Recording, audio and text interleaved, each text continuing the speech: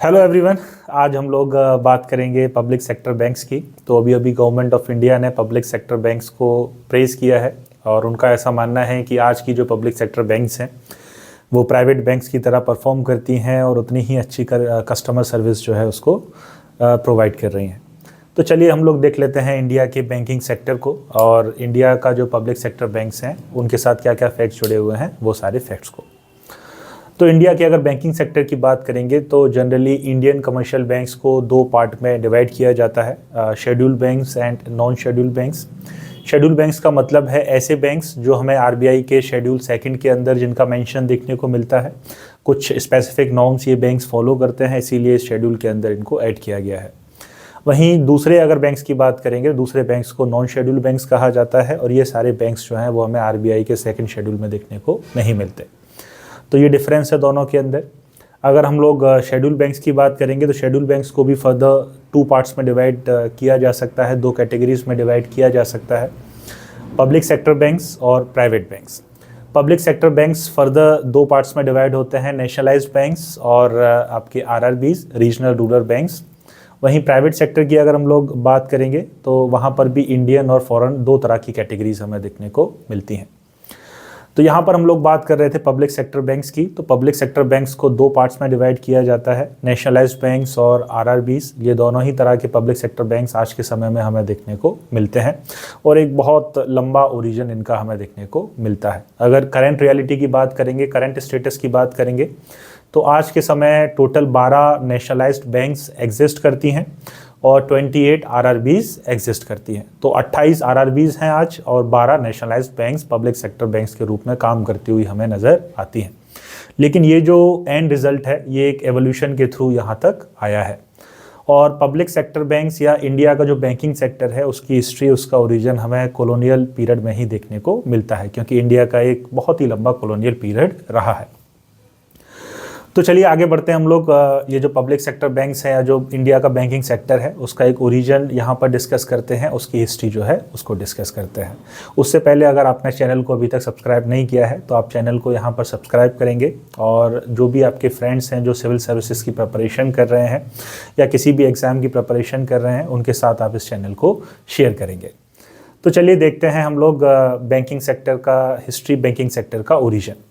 तो banking sector के origin की अगर बात करेंगे तो वैसे तो एंशिएंट हिस्ट्री में भी हमें इसके रूट्स देखने को मिलते हैं, इसका ओरिजिन देखने को मिलता है। मेडिवल हिस्ट्री में भी बैंक्स हुआ करते थे, बैंकिंग जैसा इंस्टीट्यूशन हुआ करता था।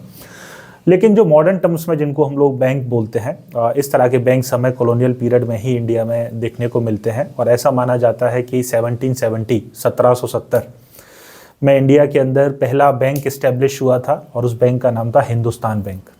ये बैंक जो है बहुत अच्छा परफॉर्म नहीं कर पाता है और टाइम के साथ बंद हो जाता है। उसके बाद कुछ और बैंक्स यहाँ पर ओपन किए जाते हैं, लेकिन जो सबसे पहला प्रोमिनेंट बैंक इंडिया के अंदर ओपन किया गया था वो था बैंक ऑफ कलकत्ता इन 1806। तो पहला बैंक 1806 में, पहला प्रोमिनेंट बैंक इंडिया के अंदर 1806 में हमें देखने को मिलता है with the name of bank of Calcutta और 1809 में इसी बैंक का नाम बदल के बैंक ऑफ बंगाल जो है वो रख दिया जाता है। आपके लिए क्वेश्चन है, आपको बताना है कि 1806 के अंदर कौन सी हिस्टोरिकल इवेंट जो है, कौन सी हिस्टोरिकल वॉर जो है वो हमें हिस्ट्री के अंदर देखने को मिलती है। आप लोग कमेंट सेक्शन के अंदर कमेंट करेंगे। तो चलिए हम लोग अपनी स्टोरी को आगे बढ़ाते हैं। 1809 में बैंक ऑफ कलकत्ता का नाम बदल के बैंक ऑफ बंगाल कर दिया जाता है और इसी तरह जो बाकी की दो प्रेसिडेंसी हैं वहाँ पर भी अलग अलग बैंक्स हमें देखने को मिलते हैं। तो 1840 में बैंक ऑफ बॉम्बे इस्टेब्लिश किया जाता है और 1843 में बैंक ऑफ मद्रास इस्टेब्लिश किया जाता है। आगे जाके जैसे जैसे इंडिया का बैंकिंग सेक्टर इवॉल्व करता है, कुछ इंडियन बैंक्स भी हमें देखने को मिलते हैं और जो पूरी तरह से पहला इंडियन बैंक हमें देखने को मिलता है वो था औध कमर्शियल बैंक। 1881 में उसका इस्टेब्लिशमेंट किया गया था, लेकिन ये बैंक जो है आगे जाके अच्छा परफॉर्म नहीं कर पाता है और इंडिपेंडेंस के टाइम पर इसको बंद करना पड़ता है। आगे बढ़ेंगे हम लोग। जो पहला सक्सेसफुल बैंक हमें पूरी तरह से इंडियन बैंक देखने को मिलता है वो है पंजाब नेशनल बैंक। 1894 में इसको इस्टेब्लिश किया गया था।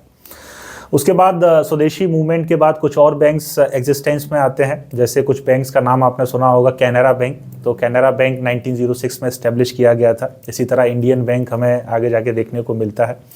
तो इस तरह से कुछ और बैंक्स हमें देखने को मिलते हैं स्वदेशी मूवमेंट के बाद, बंगाल पार्टीशन के बाद। और 1919 के अंदर 1919 के जो एक्ट आया है और उसके बाद 1921 के अंदर हम लोग देखते हैं कि ये जो तीनों प्रेसिडेंसी बैंक हुआ करते थे, major banks, bank of Bengal, bank of Madras, bank of Bombay, ये तीनों बैंक्स को मर्ज कर दिया जाता है और एक कंबाइंड बैंक बनाया जाता है 1921 में, 1921 में, with the name of imperial bank of India. और उस समय का सबसे बड़ा बैंक ये हुआ करता था। जब कंट्री इंडिपेंडेंट हो जाता है, हमारा कंट्री जो है आज़ाद हो जाता है और ऐसा लगता है कि इतना बड़ा बैंक जो है उसको प्राइवेट नहीं रखा जा सकता है, उसको नेशनलाइज करने की ज़रूरत है। तो फाइनली 1955 में इंपीरियल बैंक ऑफ इंडिया को नेशनलाइज कर दिया जाता है और इसका जो नया नाम रखा जाता है उस नाम से आप सारे ही लोग वाकिफ़ हैं और उसका नया नाम है स्टेट बैंक ऑफ इंडिया। तो 1921 में imperial of bank of India जो बना था उसी को 1955 में नेशनलाइज किया जाता है और उसका नया नाम रखा जाता है स्टेट बैंक ऑफ इंडिया। और इस तरह से स्टेट बैंक ऑफ इंडिया का एग्जिस्टेंस हमें इंडिया के अंदर देखने को मिलता है एज अ नेशनलाइज्ड बैंक। उसके बाद जब गवर्नमेंट को ऐसा लगता है कि और बैंक्स को भी नेशनलाइज करने की ज़रूरत है, जैसे जैसे सोशलिस्ट मूवमेंट आगे बढ़ता है इंदिरा गांधी के समय, वैसे वैसे 1969 में 14 यानी कि 14 बैंक्स को और नेशनलाइज किया जाता है और 1880 में जो 6 और बैंक्स हैं उनको नेशनलाइज कर दिया जाता है। तो इस तरह टोटल 20 से ज़्यादा बैंक्स जो हैं उनका नेशनलाइजेशन हमें देखने को मिलता है इतने छोटे समय के अंदर। 1991 के अंदर जब लिबरलाइजेशन जो है परफॉर्म होता है, लिबरलाइजेशन का दौर चलता है, तो धीरे धीरे करके बैंक्स का जो लिबरलाइजेशन है वो भी शुरू होता है। और इस लिबरलाइजेशन के बाद देखते हैं कि गवर्नमेंट का टाइट कंट्रोल था लिबरलाइजेशन के बाद भी और बहुत सारे पब्लिक सेक्टर बैंक्स जो हैं बहुत अच्छा परफॉर्म नहीं कर पा रहे थे और बहुत सारे बैंक्स लॉस में चल रहे थे। तो फाइनली 2017 में बहुत सारे लॉस मेकिंग जो बैंक्स हैं उनको मर्ज कर दिया जाता है सक्सेसफुल बैंक्स के साथ और इस तरह इस समय टोटल 12 नेशनलाइज्ड बैंक्स ही हमें देखने को मिलते हैं जो आपको याद रखना है।